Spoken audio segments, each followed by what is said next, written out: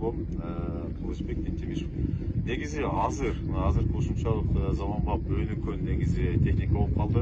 Азыркы браконьерлер мына баары мурункудай өзүнүн баклажкасын баягы суунун үстүнө анан дагы бир белги койбойт.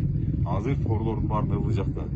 5 метрлик тор, 500 метрлик тор мындай келет. Анан ушунун баарын булар салып атканда телефон менен келип туруп геолокацияны коюшат. Геолокация койгондон кийин торлор эч кандай көрүнбөй калат. Анан кайра торго келгенде ошо геолокацияны ачып туруп, дагы ошодо ана ошо тордун жанына келип калат. Ушундай азыр ушундай өнүккөн техника заман болуп калыптыр.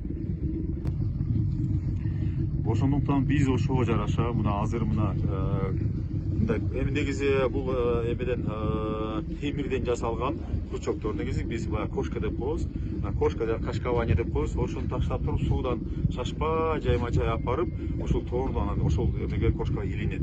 Илингенден кийин ошол тор анда көрүнбөгөн тор негизи алып чыгабыз да.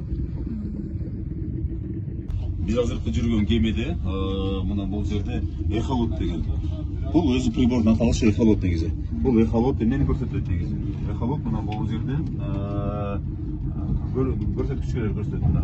Азыр глубина бул жерде у нас здесь глубина получается 20 получается мына 20 метр азыр негизи баягы эмеси тереңдиги 18 градус ба суунун эмеси, бул азыркы мына өйдөгчө скорость. Эмес скоросту.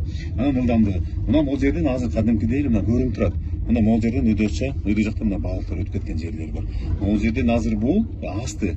Көлдүн асты кадимкидей эле кумдак жер да. Кумдак жерде кумдак жерден кадимкидей эле тоорга чейин салынып калганы кээде балык менен көрүнүп калат да. Темирден жасалган крючок атайын сондай кичинекей крючок чоң крючок болсо чыгарбай калабыз мына ташка. Ошол кошка эски болсо, жаңы болсо любой торду чыгарат да.